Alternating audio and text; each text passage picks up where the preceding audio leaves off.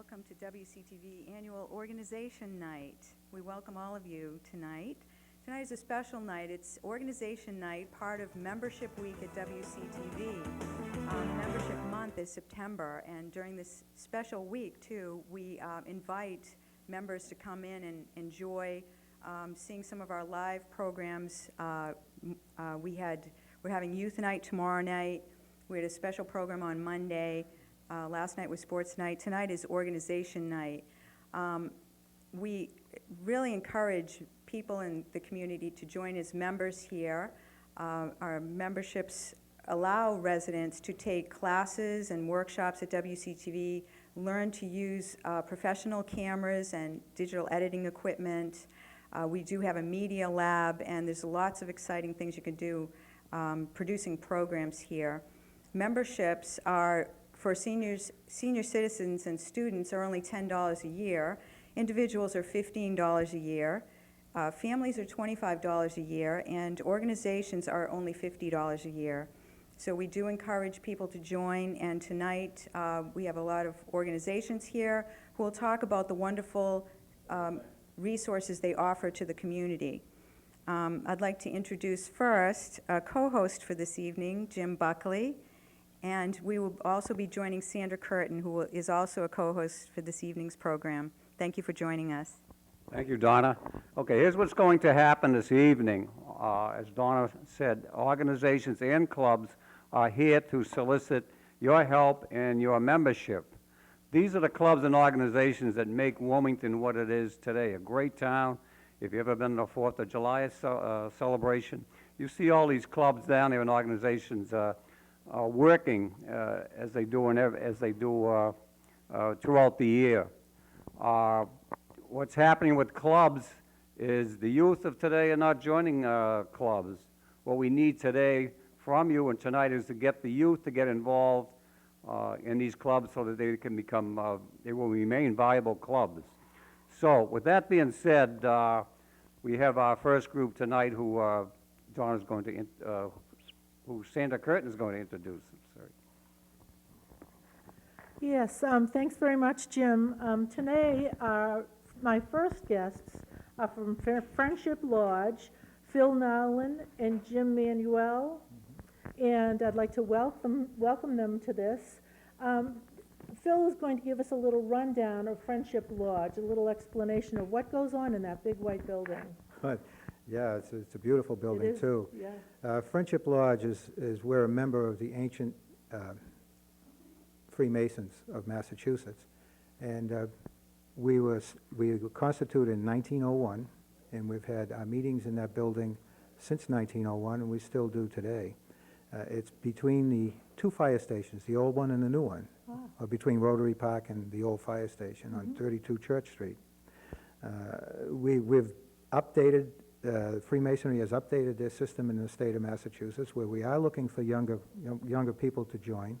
The membership requirement has dropped from 21 to 18. Oh. So any man from 18 or older can join, and we would love to have the young group come in with their new ideas and new technology and state-of-the-art of what's out there and what kids are looking for. Right. And some of the things that we do, we're the biggest donator of blood in the state of Massachusetts as far as that group is concerned. And we also have what we call a CHIP program, it's Child Identification Program, and it's the most internationally accepted way of identifying a child through videotape, through teeth impressions, through DNA, and also through fingerprints. And then also we have an organization that's called HELP, and it stands for Hospital Equipment Loan Program. One interesting thing that we have done is we have sent 2 truckloads full of wheelchairs down to Texas and Mississippi. I mean, Texas and Louisiana. Yeah. And it's just really good for us to be able to do things like that. But locally, we have wheelchairs, any hospital equipment that anybody needs, it's free for the asking. Just come to us, and it's on Saturdays, and all we need to do is have you agree that you'll bring it back when you're through with it, from hospital beds to walkers, anything that someone needs, that's in need for it. Our lodge also... Excuse me, Phil. Now, if someone's listening to this and they're doing their fall cleaning, and they have walkers or any equipment, crutches or anything like that, would that be, Saturday be a time to donate that to the lodge? Yes, but the location, you'd have to call our lodge because the location is in Malden, where that is being done. Okay. But, yeah, we're always looking for more equipment. Right, so there is a drop-off place in Malden Yes, to do definitely, and that. that's a pickup location, too, for anything that people need. Oh, Our lodge also has put up ramps for wheelchairs for people that are needy in the town of Wilmington. We go as far as back in the early 50s. We donated the land. Friendship Lodge has donated the land for the old fire station. That's when they built that. Oh, no So kidding. our organization has been really involved with the community for many, many years, but sort of like quiet a little bit. Mhm, mhm. And in the old way, we used to just do it and not look for any acknowledgement. But now things are changing. We're trying to go with the way the younger people see us and so forth. So now it's okay for us to ask someone if they want to join, and okay to say, these are the good things we've done. So we're promoting ourselves a little bit more, Oh, more okay. acknowledgement. Because a lot of people say, what is masonry? Right. What is it? You know, it's a secret organization, but it isn't. We have a sign out in front of our building. Yeah, It's an organization with secrets, like Phi Beta Kappa, same thing. You right. know, and an awful lot of organizations, KFC, the Elks, they all have that.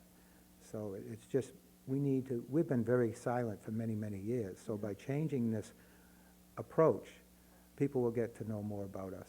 So that was your philosophy years ago, but now you realize you need to grow and maybe say more about yourselves and your activities. And let people know how we're involved with the community and so forth. Right. That's correct. Now, Jim, what are the requirements to join the Friendship Lodge?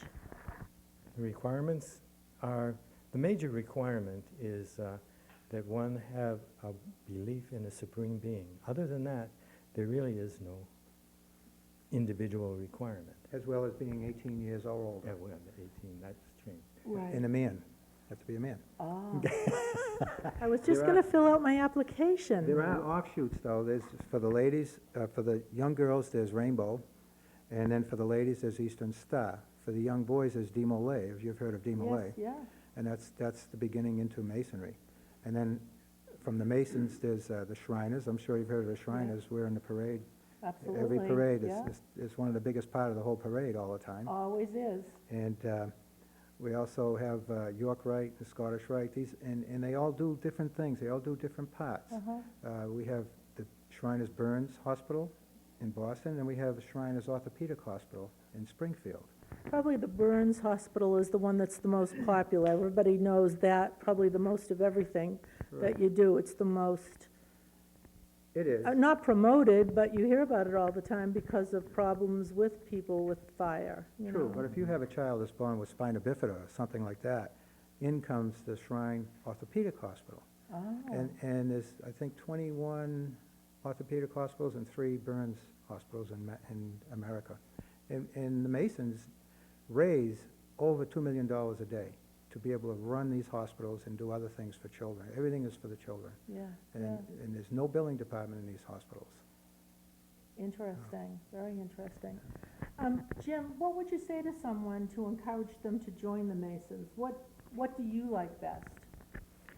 Well, one of the things I like the best is the camaraderie.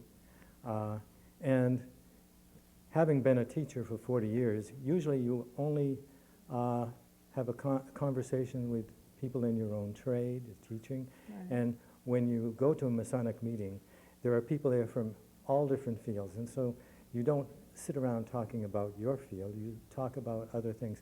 And it usually goes around into what you can do for your community Right. and how you can help the people in your community. How would you recommend that someone apply or join the Wilmington Masons?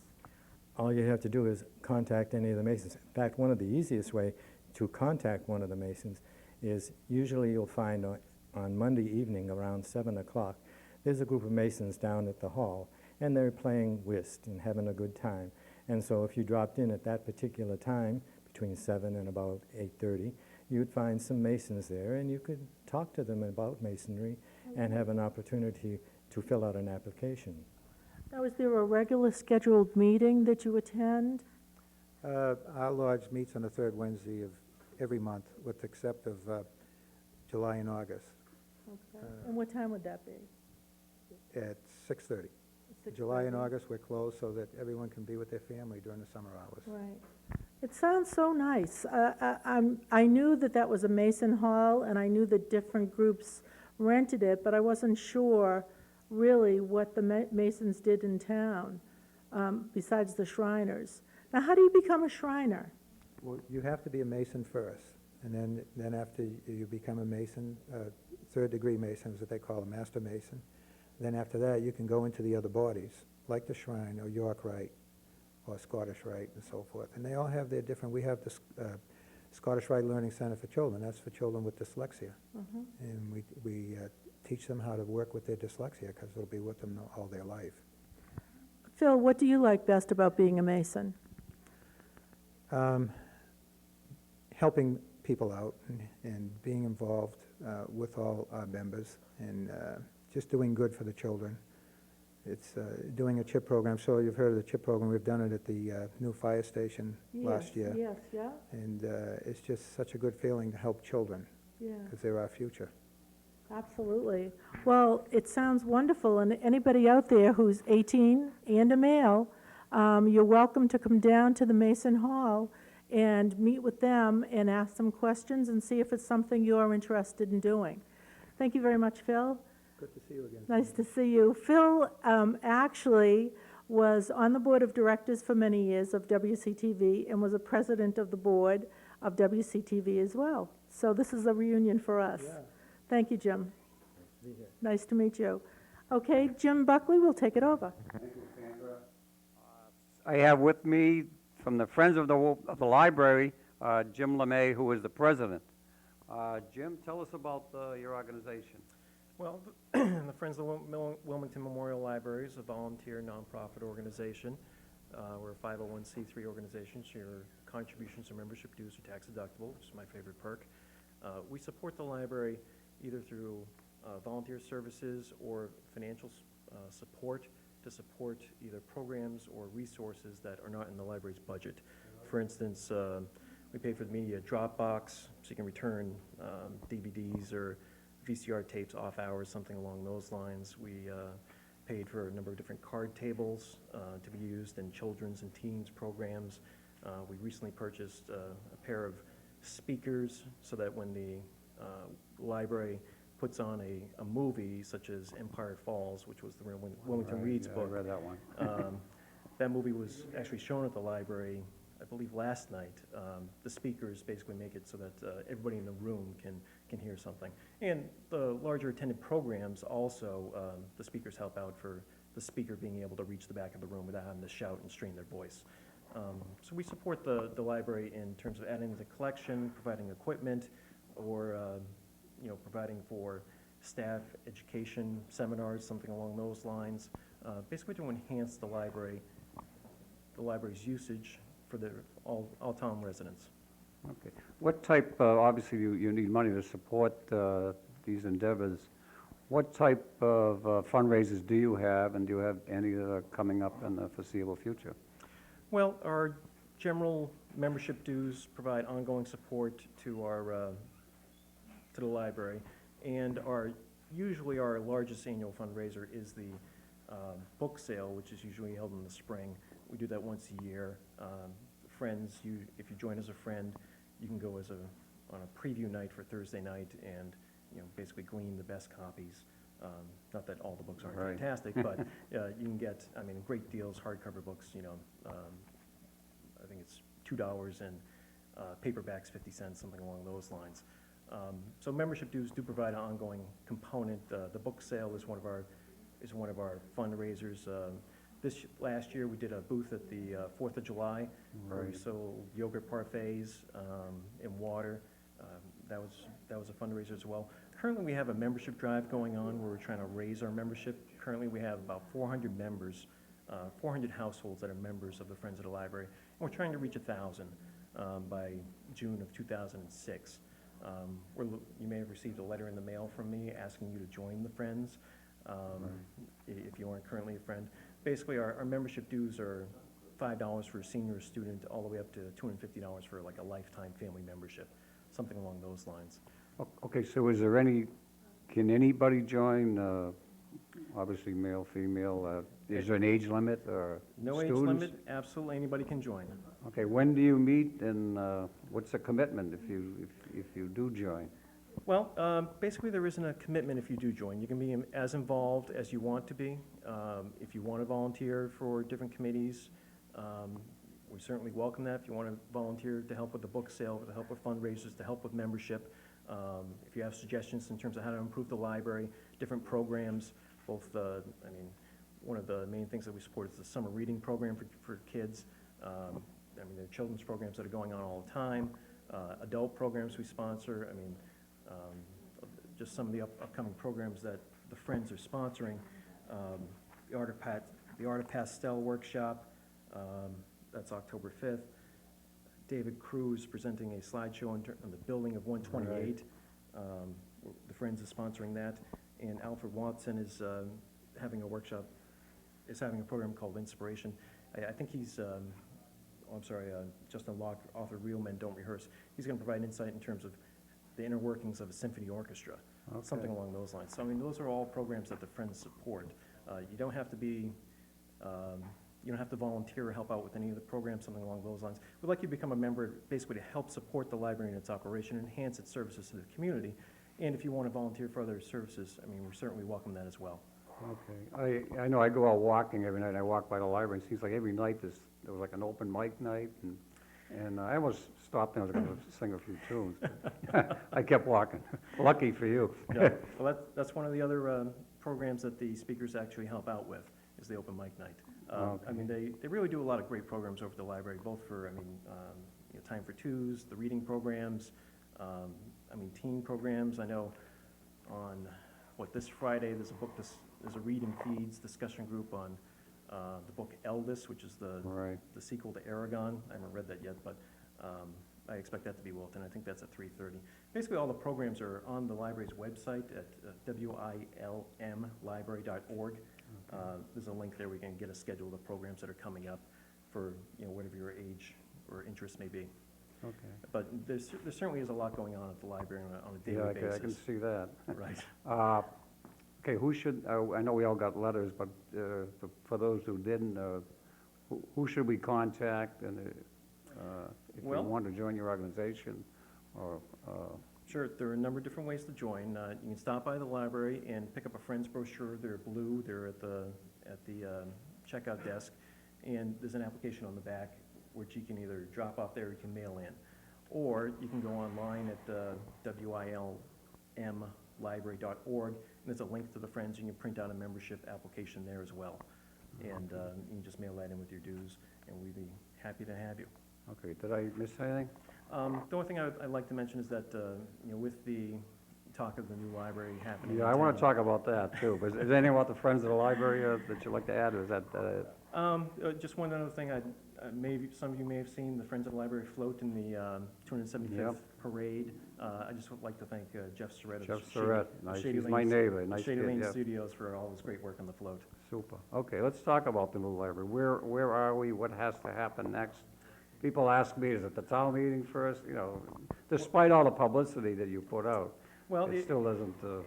it's confusing because it's been back and forth and it's been going on for a while. But basically, the state has earmarked $3.4 million thereabouts for the construction of a new library. However, in order to get that money, there need to be 2 approved votes. November 1st at a special town meeting, there needs to be a 2/3 approval vote. I think that's Okay, November 1st, special town meeting, 2/3. 2/3 approval. Okay. And I think that's at 7 at the auditorium. At the high school auditorium. Right, Okay, and that's then- November, what'd you say? November 1st, that's Okay, Tuesday. November 1st, okay. And then the following Tuesday, November 8th, at the ballot, it needs to be a simple majority. And if we don't get those 2 votes approved, the $3.4 million approved by the state will go back into the pool and get reallocated to something else, to someone else, I should To say. someone else, yeah. And Wilmington will have to reapply to get a building grant, something along those lines. I mean, basically, we lose our spot as being funded, and we'd have to go back basically to the end of the line and reapply. And, you know, with the state's budget crisis as well, I mean, I know everyone's worried about money, but with the state's budget crisis as well, I mean, we're not sure when the next round of funding would actually Yeah, come up. yeah. I mean, the last time we went for the library in 2002, part of the issue was that there wasn't a state grant program at that time, where, you know, the library was going to be built and it was going to be paid for entirely by the town. I mean, that got defeated, but now there's, what, $3.4 million out there that would pay for part of the library. Obviously, it's not going to pay for all of the library, but What is the total cost again of the library? well, I think the total cost is 11.8 million or something Yeah, along those lines. that's what I heard, yeah, okay. Yeah, something along those lines. But, I mean, if you look at the, you know, the demographics, the size of the library, the per capita use, the number of volumes that the library has, I mean, I think it has 88,000 volumes or something like that. It's built to Right. hold 65 or thereabouts. You know, I think it's time, and the thing is, the state will only pay for a building that will meet Wilmington's needs for the next 20 years. So we can't just, you know, add on a small little wing to the current library and get the state money. It's, Oh, I you know, see, okay. we'd have to do something Yeah, larger. because people have mentioned that. See, that's Sure, the way you gotta pay attention to what's going on here, yeah, folks. well, and the thing is. Read all the paragraphs. And adding on would probably cost as much as a new building, because you wouldn't get the state money to help you out. Okay. And that's the thing. But November 1st, November 8th are the 2 big votes that need to happen before the state's going to give us the $3.4 million. Okay, so November 1st, at 7 o'clock, right? At That's the right. high school auditorium is the town meeting. Correct. That has to be 2/3 2/3. through. And then November 8th, it goes to ballot, and that's just a majority, is that the proper wording? Correct. Majority. Oh, actually, I'm sorry, just one more thing. During the course of our membership drive, the one thing I will say is we sent out letters to basically, I think, every household in the town where they weren't already a friend. And the response we got, I think, has been very, very good overall. But in particular, I would say that the senior response, the senior citizens in town have really responded at a much higher rate than the rest of the town demographics. In a positive? In a positive way. I mean, Really? we've had Okay. many more seniors join than, you know, people in their Oh, 30s. that's great. And, you know, you would think Yeah. people with young kids would be joining the Friends of the Library to help support it, but it's been the seniors, Yeah. actually, that have been joining at a much higher rate. And I'd just like to say thank you to all the seniors out there. I think the problem that's what I was gonna address at some time, is the youth movement. And we're trying to get young people to join these organizations, as yourself. And the problem is, you know, it's a time management thing. The mothers work and the husbands work, and the weekends, the kids are doing soccer. But we need the youth to take over these clubs, if you will, and get involved, because, you know, what you see happening in Wilmington, it's a great town, with great organizations, and if we don't have to get the youth involved in these clubs, it's not gonna be happening forever, you know, we're getting older. Or I'm getting older, you're not. Certainly, I mean, participation in your own town and community, I think, is a key to not only the town's development, but your own development, in terms of getting to know what's out there, in terms of your entire community. I mean, in terms of, you know, living in a silo and, you know, not participating throughout the community. I think it really enriches not only the community when more people get involved, but also the people that get involved. You know, and they have to, right? We see what happens 4th of July, right? Right? Great town, great town. Fantastic. Thank you very much, James. Thank you. And good luck. Thank you. Sandra?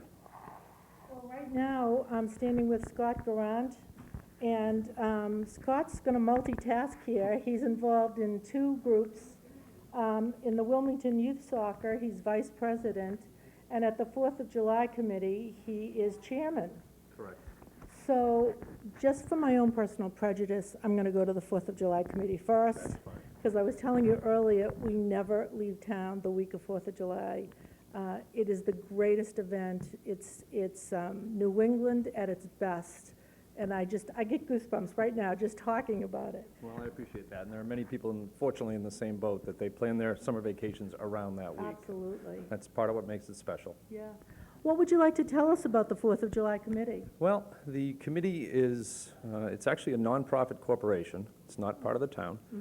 And the directors of the corporation are what everyone knows as the 4th of July Committee. And they're all volunteers who put in time throughout the year. The only month we take off is August, and that's to recover. Right. And we've already had our next meeting since the past celebration, and we're planning for next year and for the upcoming tree lighting on December 3rd, which we also organize. Well, you know, I asked you a question about where does the money come from for the fireworks, which of course are the greatest. Every year you outdo yourselves. And perhaps you'd talk about that a little bit. Sure. The goal is to outdo ourselves every year. Unfortunately, with the laws that have been put into place where we might be reaching our maximum, but we'll do our best every year to make it just a little bit better. But the funding, the majority of the funding for our event comes from the event itself, through the carnival, and beyond that, through donations from local groups like the, hate to single anybody out and Right, leave different others groups in off, but town. many of the nonprofit groups in town support us. In addition to the fact that many of the nonprofit groups in town, 15, 20 of them, use our event as their major fundraiser for the year. Oh, I see. Yeah, I thought it was just that they wanted to feed us really well. They do that. They do, absolutely. I don't know what else I can ask you about the 4th of July committee. I think everyone in town knows what the whole event is about. Sure. All you have to do is look around at the people with the red shirts on, and you know they're wearing themselves out to make it as good as they possibly can. I mean, it is the event of the year. It's a truly enjoyable and rewarding week for us. It's a lot of work when we get to that week. It's a lot of running around, a lot of sneaking out of work early to come down and get set up.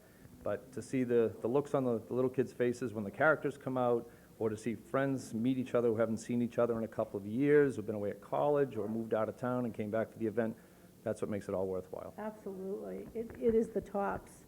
I did have something else I wanted to ask you about the event. You said that there's a process to be part of the 4th of July committee, but people can help out. Absolutely. We have the primary committee, which I had mentioned.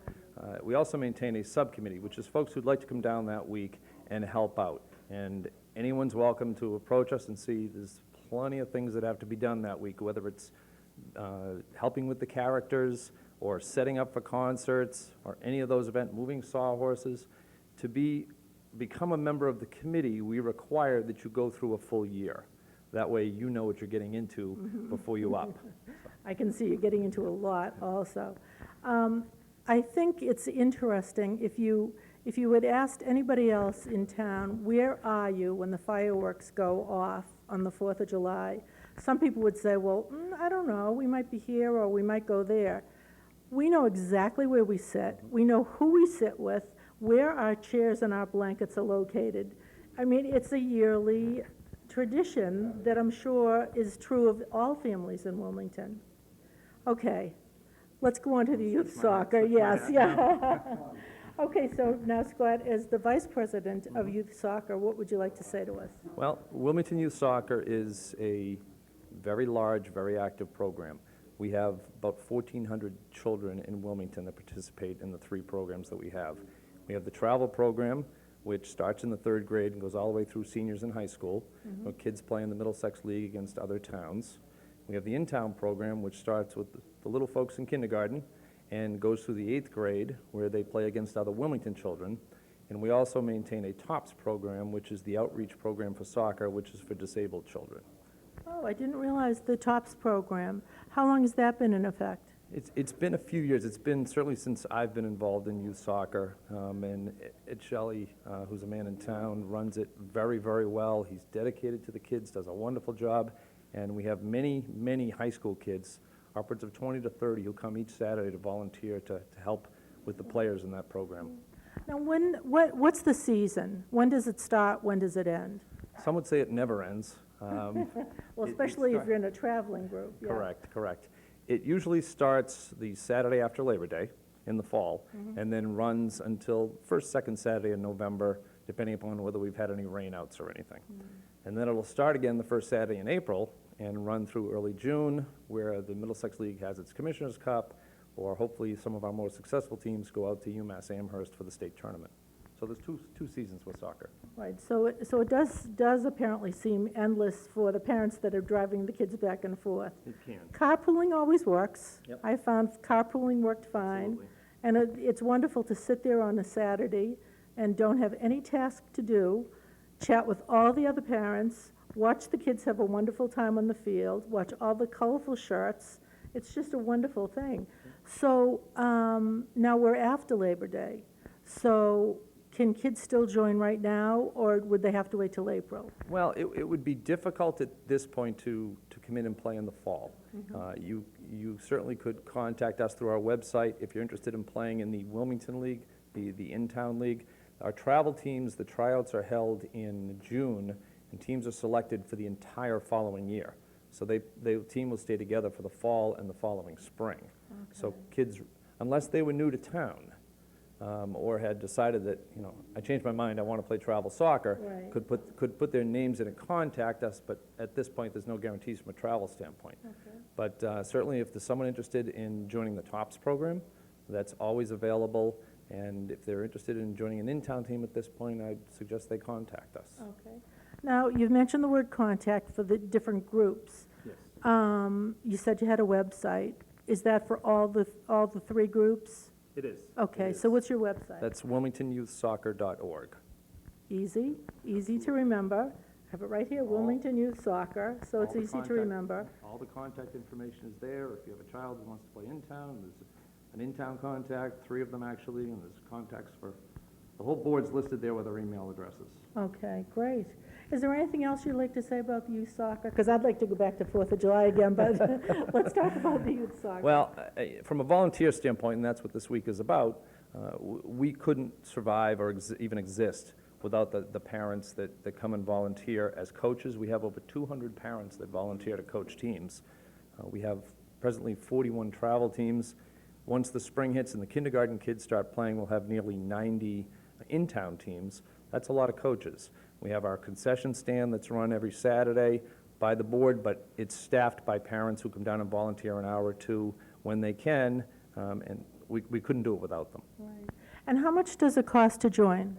Well, it's on a per-season basis, and the fees presently are, I believe it's $60 for an in-town per season, and the travel is now $140 for the 2 seasons for the year. But you get a pretty color shirt. And the TOPS program is free. Oh, okay. Oh, very nice. And you get a pretty shirt as well? Absolutely. Yes, I love all those colors. Well, Scott, thank you very much. Is Thank there you. anything you'd want to include that we have not spoken about? Just my appreciation for having us here tonight. Okay, well, thank you very much, Scott. Thank you. So don't forget to go and look at the website, wilmingtonyouthsoccer.org. Thank you, Jim. Thanks, Sandra.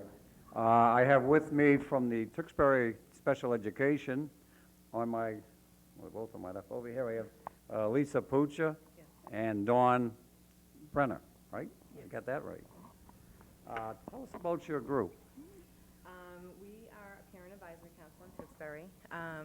We're a little bit different than the regular parent advisory councils. We actually deal with special needs children and parents.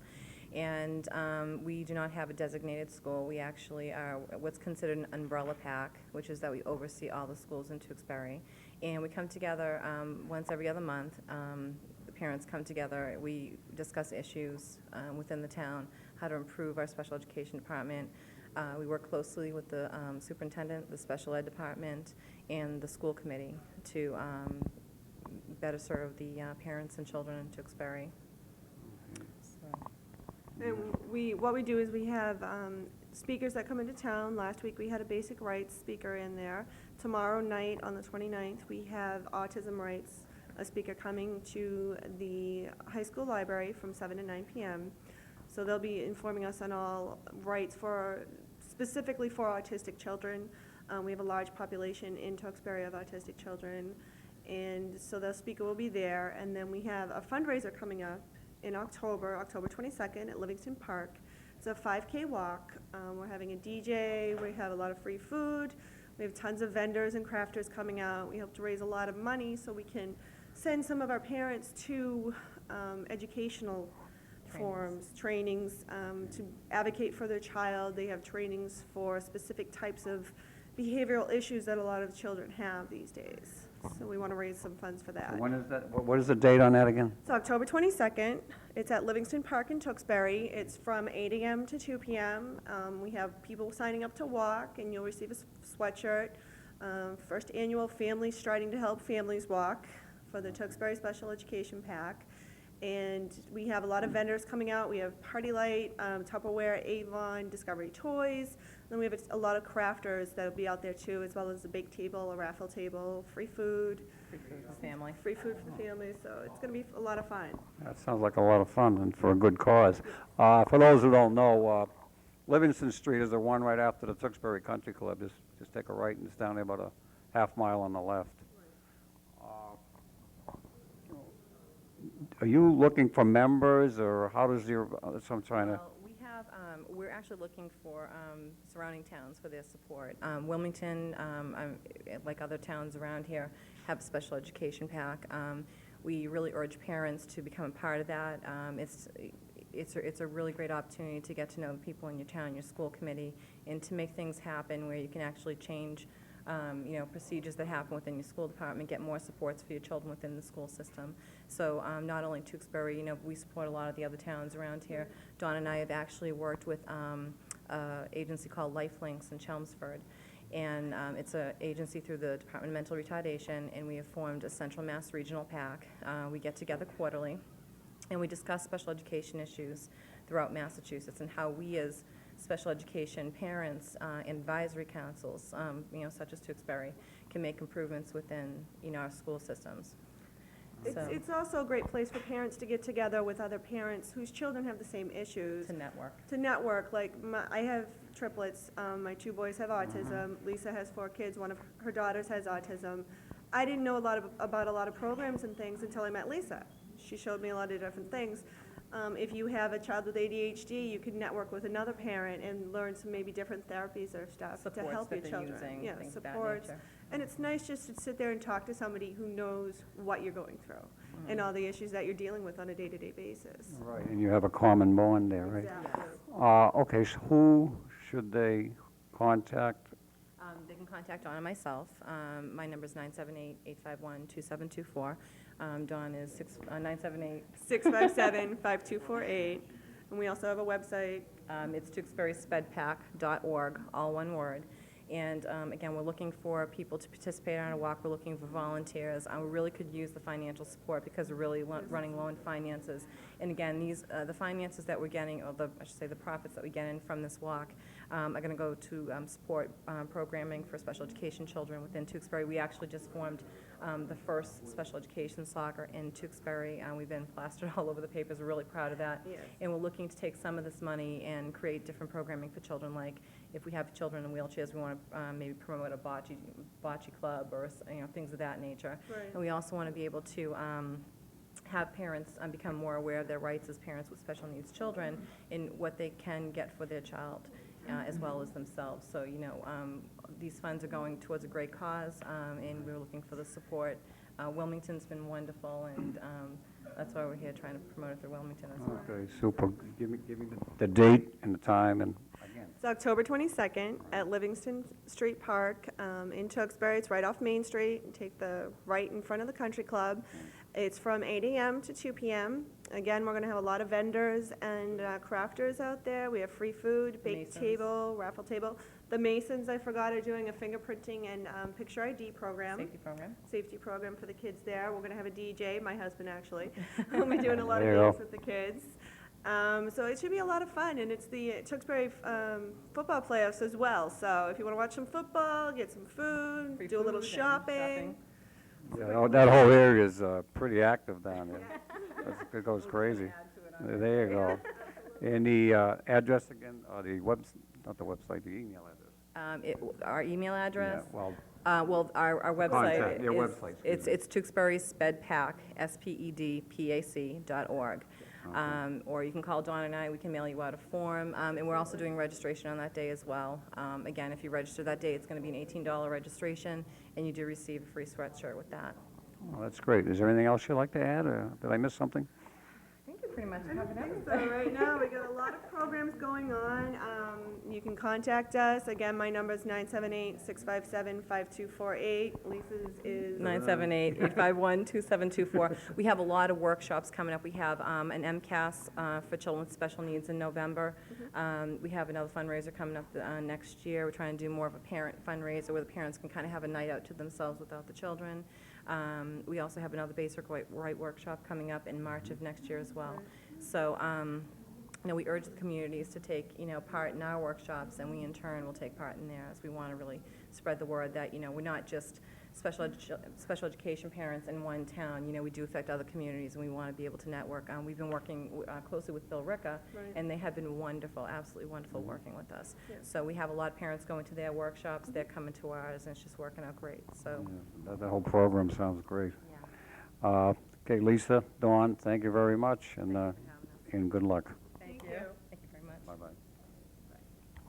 Sandra? Okay, thank you, Jim. I have the pleasure of being with working people. Both Bob De Palma and Diana DiGregorio came downstairs to be interviewed. They're actually working upstairs in the food pantry. Bob is the director of the food pantry.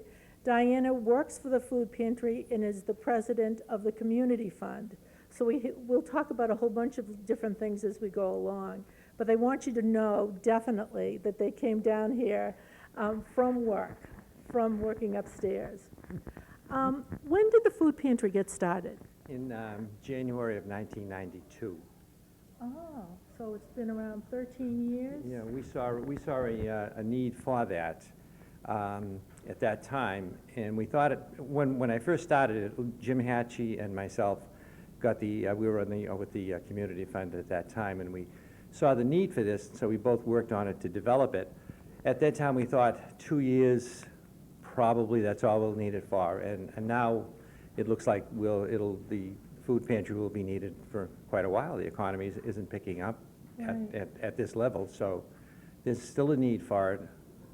Well, I have to tell you that once a year, WCTV has someone, and it's been me, goes down to, just not me alone, but Jim Durkee and Louisa, who used to work here, and we ask for donations for the food pantry, and we give the person who gives food can fill out a thing wishing Happy Valentine's Day to their Valentines. And people load up their wagons, absolutely load up their wagons. People know, of course, the need for food and want to help other people. Do you find that you're getting regular donations from different groups like WCTV? Like WCTV, Wilmington's a great town for helping out people that live in the town. It is the 275th anniversary had the theme, a big family, and we see that here all the time. Organizations like cable TV having food drives on a regular basis. The high school band has food drives on a regular basis. All of the schools at one point or in that time during the school year, they have food drives. Different companies, fraternal groups, churches, St. Dorothy's, St. Thomas's, all on a regular basis, and just everybody. Every fraternal organization, every church, every school, at some point during the year, helps the food pantry out. We are completely independent. We don't get anything from Project Bread. We don't get any help from any federal or state agencies. We're completely just independent in Wilmington, and we're able to make it work. All right? Wow. We are, yeah. So I mean, our busy season is coming up. Thanksgiving, we'll be having food drives. We'll be we'll be putting Thanksgiving baskets together for, any needy family in town, and it's very successful. Now, how do you find out about needy families? Would it be through the community fund? Individually, people will either come to us through schools, nurses, we have a hotline that you can call, and people can call that, and then we have a person that screens those people and then decides what their needs are. With the Wilmington Community Fund, we also help them with their bills for medical expenses. if need be. Especially fuel assistance is a big priority, and last year was such a cold winter. This year's going to be even colder. We have an insert that will be going out in the water bill pretty soon. So we try to get donations that way so that people are aware that we do have programs and that we need money to help people pay their bills. Right. And everyone's really hard hit right now. Yeah. They can't pay their bills. And Right. we're seeing that by the numbers of families that come to Wilmington to come to the food pantry to get food. They just don't have the money to pay for their food.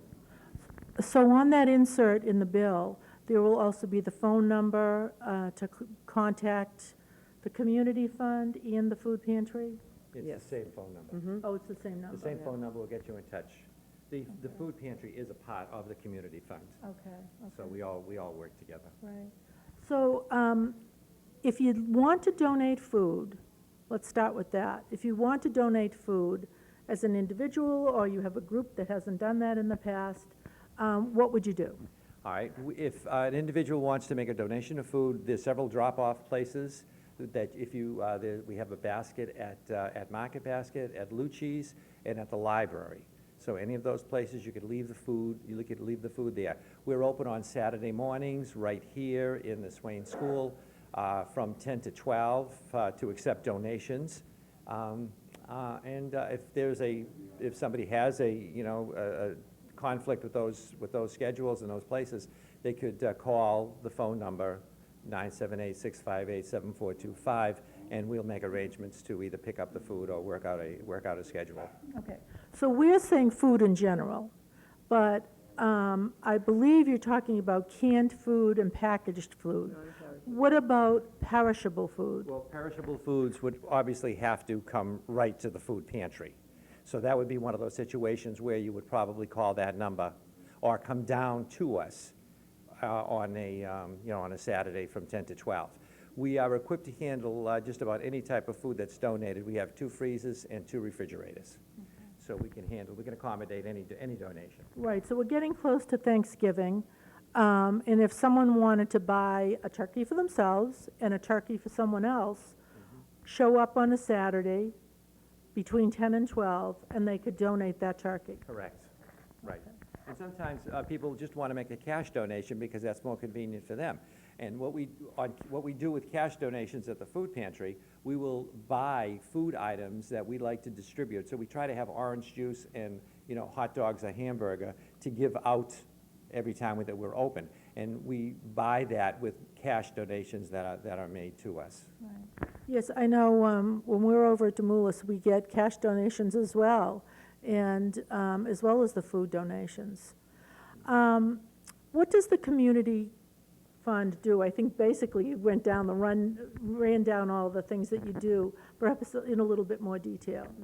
Well, our motto is people helping people, and what we try to do is we try to help people who come to us for needs that they cannot do themselves, mostly monetary.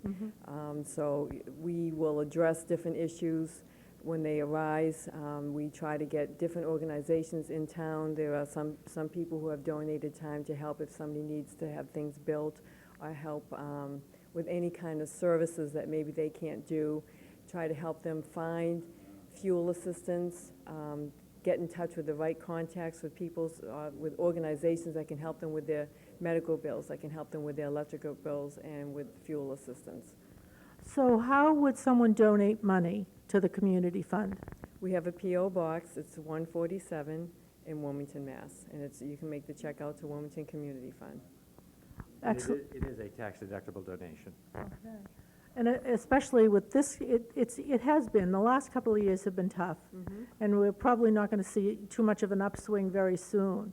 So money is probably what you're most interested in because of you can't deliver, you can't pay for their bills unless you see them, unless you have the cash available.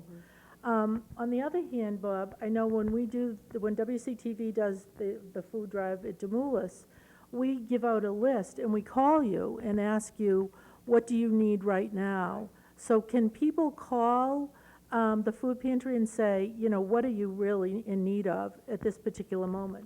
they can certainly do that. Right now, usually at the end of the summer, we're in need of everything.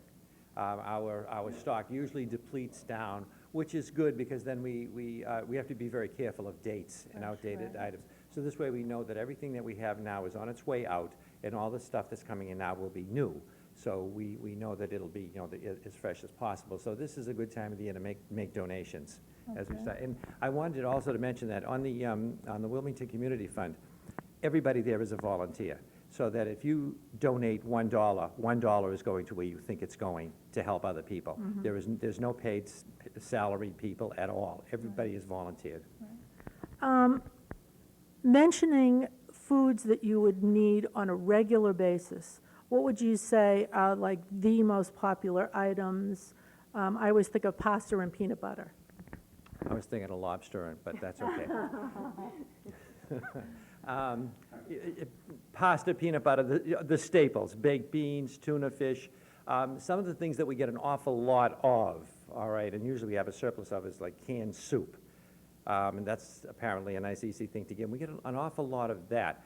But we can use paper products. We can use, a lot of people don't think in terms of toothpaste and toothbrushes and soap, paper towels, besides baked beans, canned macaroni, sauce, beef stew, canned fruit, boxes of rice, potatoes, baked goods. We try always to keep on hand baked goods like brownies to bake are a big hit. Cereal, cookies, coffee, tea, that type of things. Hot chocolate now with the winter coming.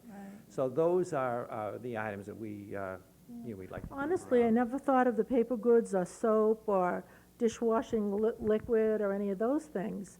So that's an addition, to my list. A lot of times when we have a food drive with the schools, we coordinate with the schools so that they have a better idea about what to bring in. And a lot of the schools like to have, like the first grades, for instance, bring in maybe paper products. The second grade bring in something else in third grade, so that when they get through, they got a nice cross-section of things that we can use. And it works out nice.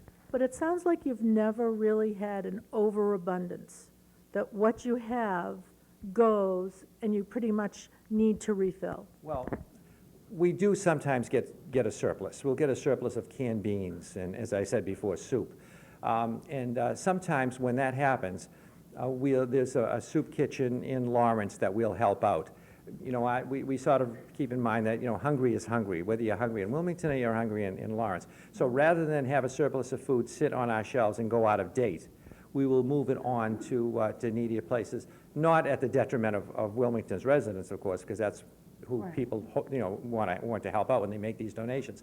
But rather, we don't like to have food just sit there either, so we'll move it along. There's a battered women's shelter in Lowell that we help out with a surplus of baby food especially, things like that. So we're aware of what's going on in the communities all around us too, and we try to be part of that.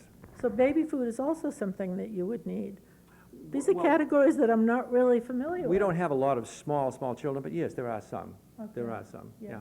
All right, so now we've talked about donating food, we've talked about donating money. Now, what about if you need the food? What's the process there?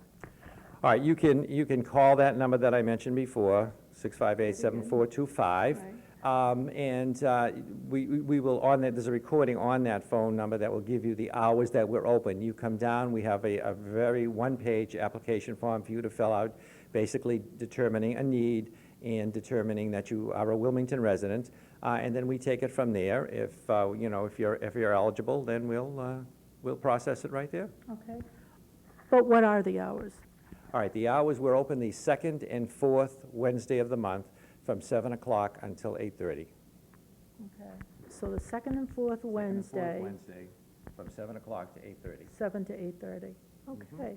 Diana, is there anything else you'd like to add about the community fund or about the food pantry that we haven't covered? No, I'd just like to thank all the residents in Wilmington for your support.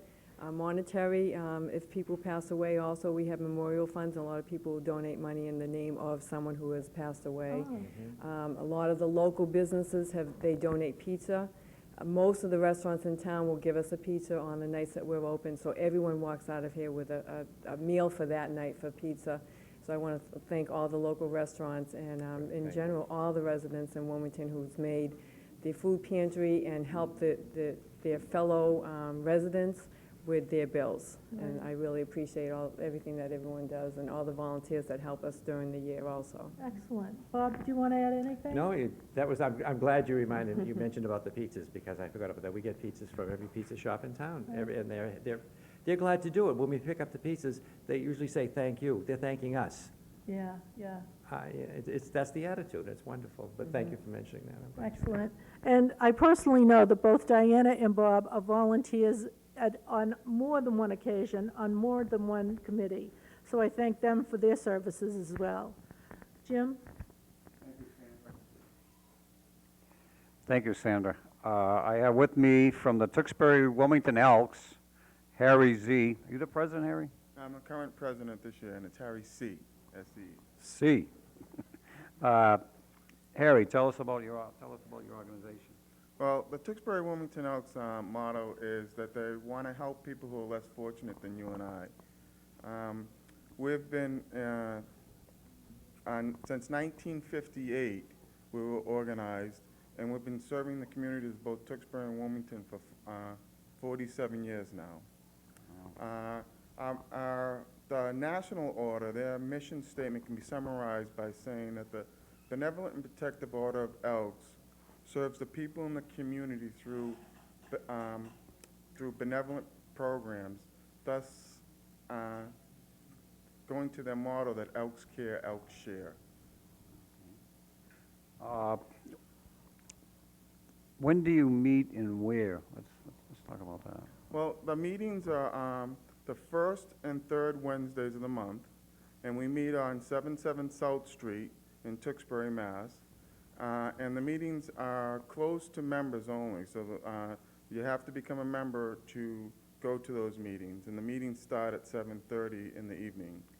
To become a member is very simple. All you need to do is go to the Elks, get a member to sponsor you, or know a member who's already part of the Elks, fill out an application form, and then within anywhere from a month to 2 months, you'll come in as a full-fledged member of the Elks and be able to attend meetings and go to all our community activities that we do. Okay, what about the age of your organization? Do you have to be 18 to join or to apply for membership? You have to be 21 years 21, to okay. join, and the Elks for the last 7 years have had female too, so it's male and female. It's not a male-only club now. So as long as you're 21 years of age, even if you don't live in Tewksbury, Wilmington, say you work in the Tewksbury, Wilmington area, you can still join our Tewksbury, Wilmington Elks. Do you have a mixed deal, like older people, middle-aged people, young people? A lot of people shy away. They see there's a lot of older members or younger members, and you sort of isolate different age groups. But do you have a good mix down there? I would say we have a very good mix right now, especially within the last 9 years. We've got a lot more younger people. A lot more women have been joining, so the men and women, husband and woman, have been joining together, and it's become more of a much bigger mix. Before, it was a lot of the older members, but now it's a much better mix. Yeah, I think the women are key. Yes, they are. You get them to join, and the organizations seem to become more viable. I don't know what it is, but it happens in every club. Exactly. Let's talk about your fundraisers. What type of fundraisers do you do? What have you done in the past, and what do you got coming up? Okay. I'm gonna the fundraisers that we do a lot of fundraisers for both the Tewksbury and Wilmington communities. What we've done, we've donated $50,000 to the Wilmington Food Pantry and the Tewksbury Food Pantry. Every year, a lot of people don't know this, but we give out scholarships to graduating seniors from Tewksbury, Wilmington, and Shawshene Tech. And over the years, we've given out $200,000 worth of scholarships to students. The national organization has given every year gives $500,000 worth of scholarships to children who want to continue with a 4-year education. So there's a lot of scholarships that are available to people. All they have to know is to come down to the Elks and fill out the application. Or they could actually write to the Elks and have the Elks send them an application for them. That's great. So, I've been down to your facility, and you have you rent out the function hall, right? Yeah. For weddings or whatever, Yeah. and also you have a picnic area, you rent that out too, or? Yeah, we have a very nice facility. If people have never been down to South Street, we have a small lounge area which can fit about 75 people. We have a big hall which can handle 325 people. And then the real beauty of the whole facility, in my opinion, is it's a Grove and ball field area. The Grove can handle anywhere from about 500, we've had as many as 500 people down there. We have an annual biking run that goes down there. There's roughly about 500 bikies that go down there. And it has a barbecue facility, it has horseshoe pits, and it has a bar where you can get soda or juice, or if you want alcohol, you can get that too. We also rent out our ball field. We have a ball field, it's a softball field. And again, it has a bar facility in there too, so if you want to rent it out and have a function out there, you can rent that, or we can rent that also to you. That's great, you covered just about everything. Time commitment, if I want to join the Wilmington, Wilmington now, so I better get it right. What is my time commitment? Do you expect me to be at every meeting? Do you expect me to do a lot of join a lot of these subcommittees? What is the time commitment? Because a lot of the young people, as you are, work. The wife works, the husband works, the kids are doing the weekend stuff with the soccer and whatever. So what is the time commitment? We really don't have a time commitment. One of the things we do when we tell you to join, when you join as a membership, is get into something that excites you, something that you really want to do. So if for the time being your kids are too young and you can't volunteer, that's okay with us.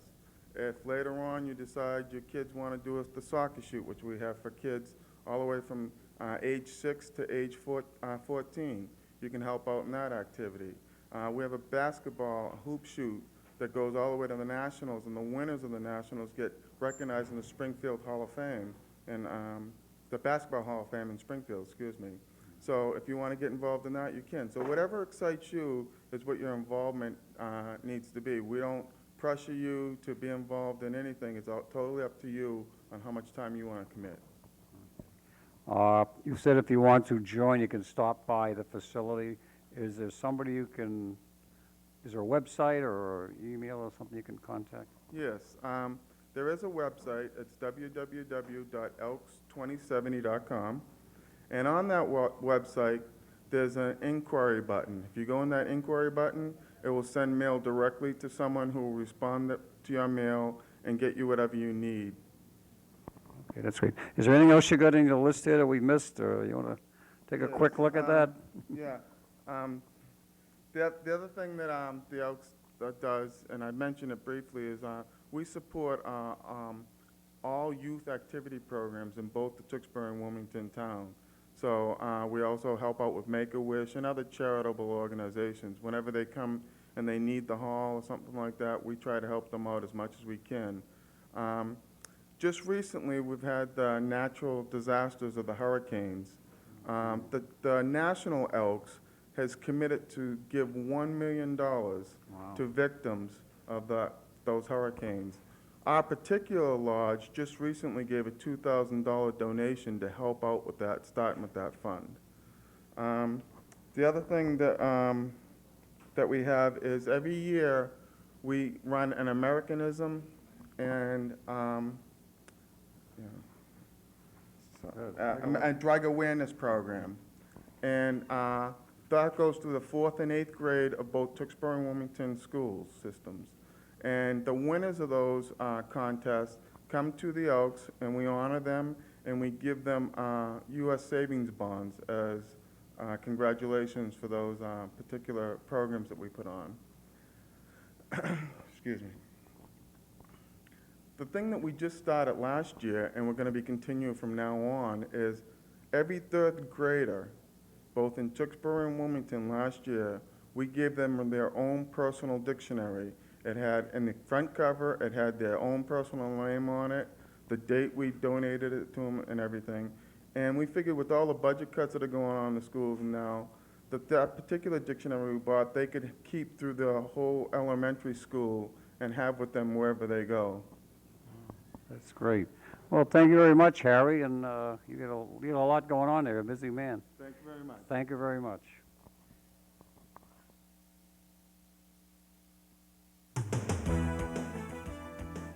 These different groups. And like I said at the beginning, the youth movement is what we're talking about. Gotta get young people into these clubs so that they become viable. What happens is the clubs get old, and if they're not rejuvenated, they don't last. So let me just paraphrase for a minute here. You know, ask not what your town can do for you, but what can you do for your town. Thank you.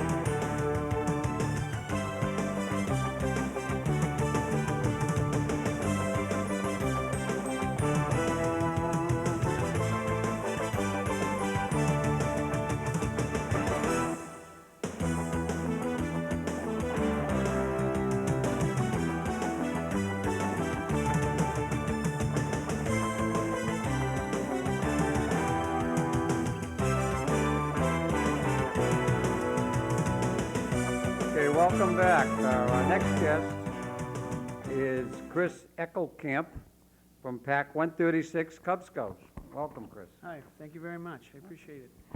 Let's talk about your PAC. Well, our pack is one of the longest-running Cub Scout packs in Wilmington, and we have about 20 boys right now of all ages. Our Cub Scout pack includes first grades who are Tiger Cubs, second graders who are Wolf Scouts, third graders who are Bear, and fourth graders and fifth graders who are Weeblo Cub Scouts. Okay. And we appeal to both of the elementary schools in town, and right now we're in the midst of our roundup time of the year where we are promoting a lot of kids to come on down and sign up and find out what it's all about. And how do they do that? Well, what we have our PAC 136 is sponsored by the American Legion, but we have our meetings at the St. Thomas of Villanova Hall, and every Tuesday night from 6:30 to 8 o'clock, 6:30 to 7:30 is our younger group meetings, and from 7 to 8 is our older boys meetings. And that's where we have every Tuesday night, we have our den meetings, and you come down, and once a month we meet as a PAC meeting, and we have a special big activity plan for that. Okay, so that first meeting, somebody would come down with their parents and you'd introduce them to the organization and let them know how it's run? Exactly. Scouting is very much a part of the family, and we encourage the parents to be involved. Our Tiger Den is the first graders, and that part of the program is actually includes the parent participating. The parent is actually the Cub Scout, the Tiger Cubs, what we call Aquila, which is his leader. And he works with him on his badges during that first year, the father or the mom or the uncle or anybody. Right. And then the second graders move up to the next level, and they work on the next level. And most of Cub Scouting programs, it's all very age appropriate, so the activities are a lot of fun. The things that we have planned for this year, we're going to visit just next week. In 2 weeks, we're going to be visiting the police station, fire station, public works building. They give us a nice tour. We get to see all about it. They let us see the insides of the fire equipment. We also go on a den hike, our pack hike we take, and we do a lot of cleanup for the town. We do some litter pickup. This year, we're going to be going to USS Constitution for a visit. We also go and sleep overnight at the Museum of Science and sleep overnight on a battleship. These are two of the very popular activities that are sponsored, and our PAC goes together as a group. Parents are encouraged to come along with them. These events aren't expensive, aren't cheap, but they do cost money, but we do fundraising to cover that. We also have a Blue and Gold Banquet, which is a family-sponsored event where we have a dinner, and we have very special guests that appear. We have our town representatives that usually come, and we have many big awards for that. My favorite event of the year for a Cub Scout, for an age, first grade, second grade, third grade, is our Cub Day Camp. And the reason why I really like that event is because I'm also the camp director. We had 400 Cub Scouts this year from all over Wilmington, Tewksbury, Billerica, Chelmsford, go to our Cub Day Camp, which is over in Chelmsford at Camp Paul Center.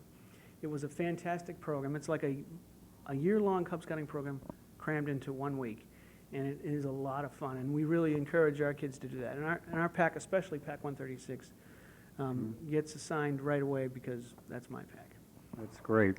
I think this is a great way, now that you mentioned, for families or parents who are working days, working nights, doing things in the weekend to get some quality time with their kids, to say something that's focused, that we're going to do this in the weekend, we're going to do this with the Cub Scouts. It sounds like a great way to go.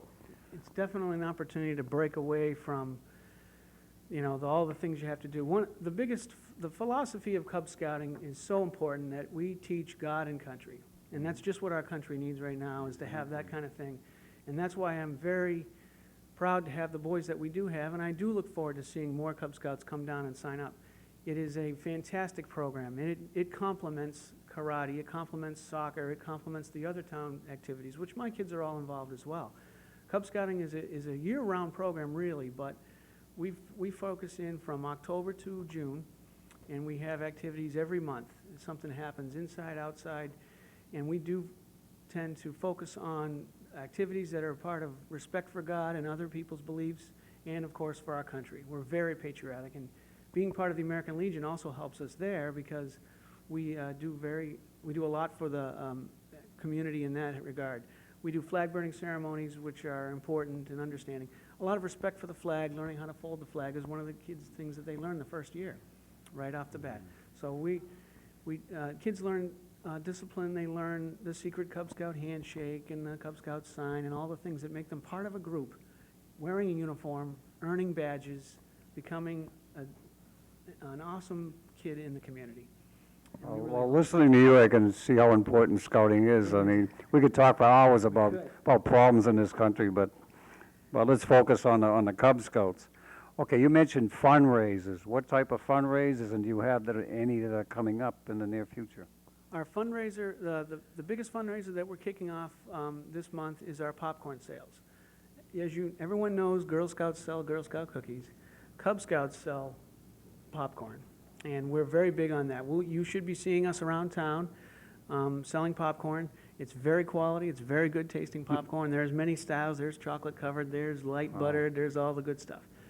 Microwave popcorn, already made up canisters, makes for great Christmas gifts, all different various sizes. The money we take on that usually helps fund and pay for all the boys to go for free to the Museum of Science, sleep over there. So if these boys can raise enough funds for that, they get to sleep over underneath a dinosaur for free.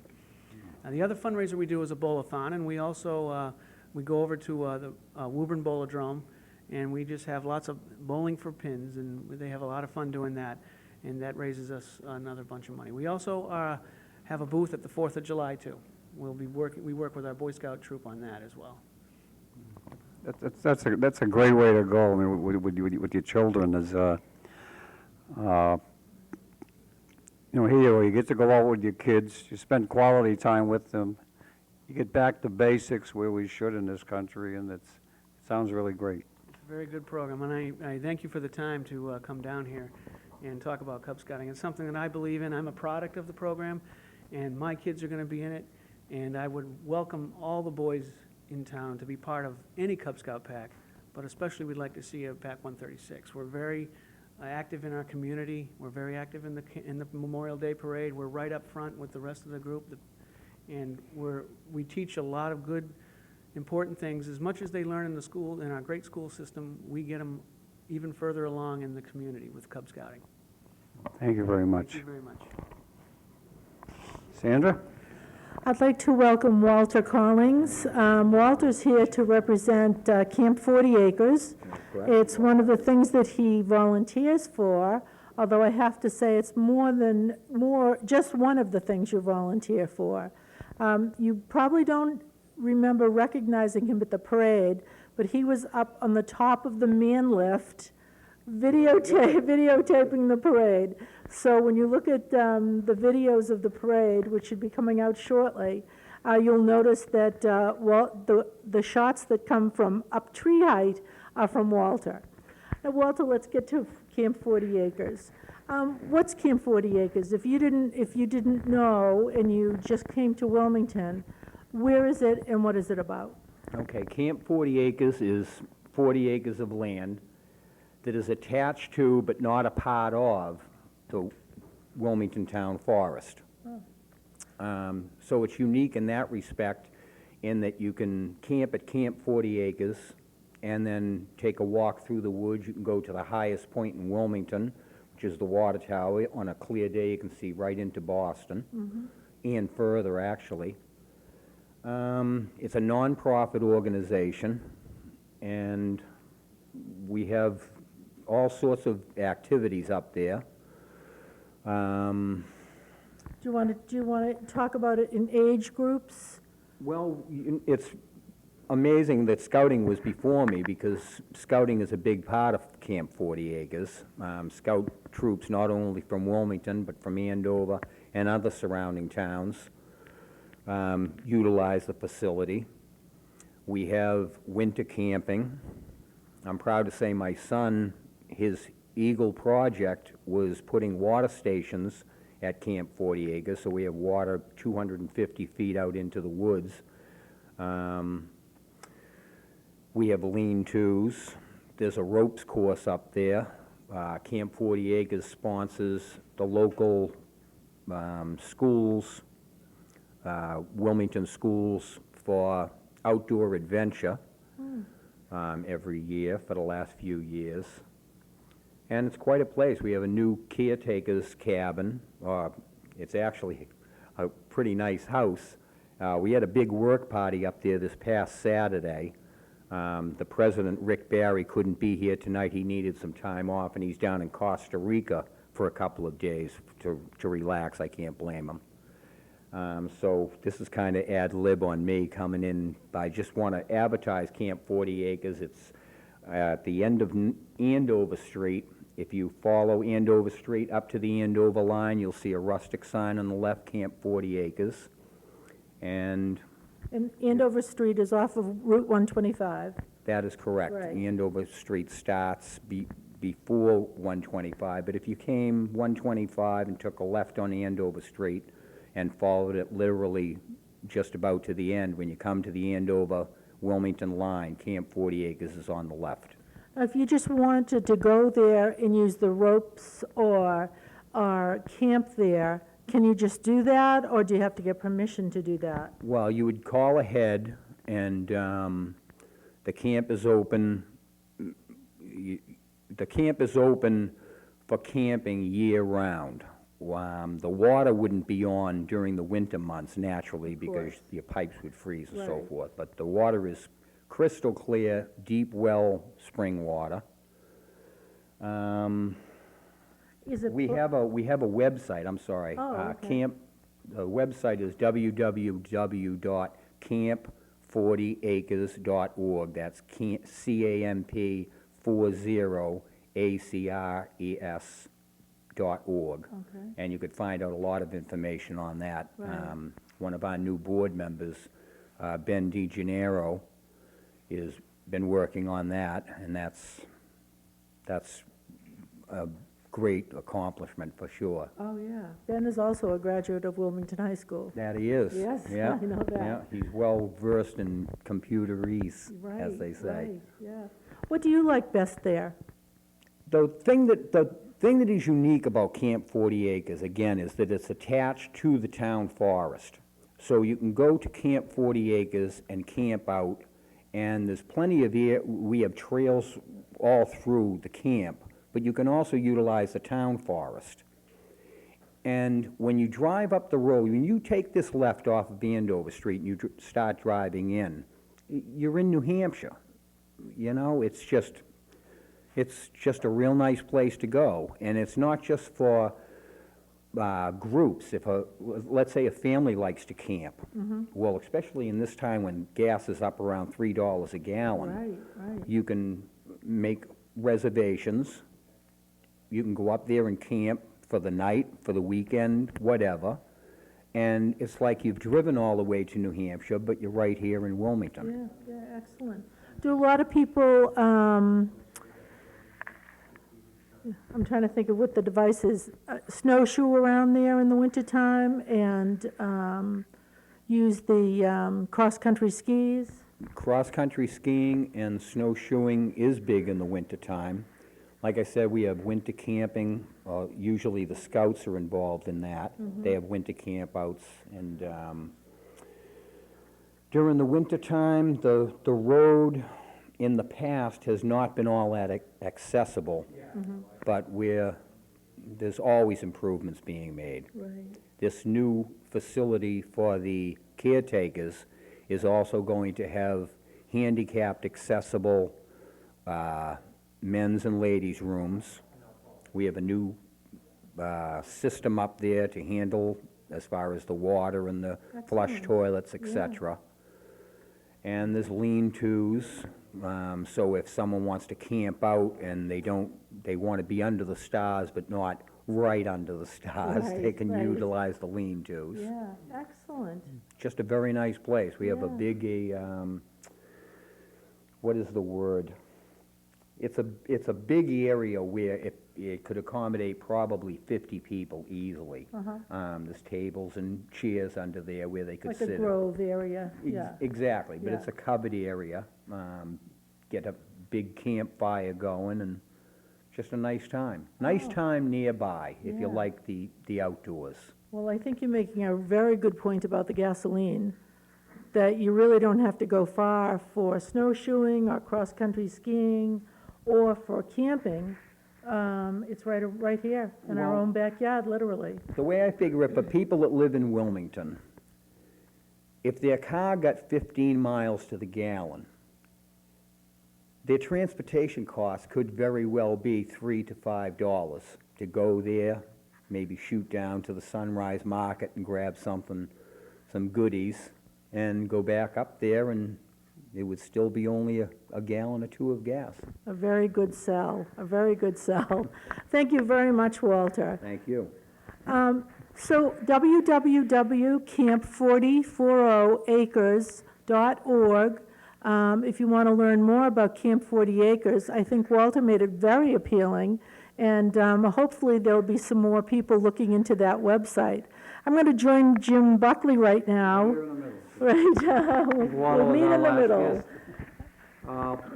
Before we wrap up, which we are presently doing, let's talk about WCTV again, Wilmington Community Television, and how you can become a member and have the fun that Sandra and I are having. Cost of membership till the end of the month, till, we're in September, till October 1st, has been reduced by $5. So if you're a student, a senior, that means instead of $10, it's going to cost you $5.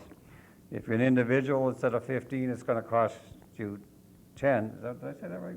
Yeah? Yeah, okay. So, for family membership, it's $25, and for organization, well, it'll be $20 until October.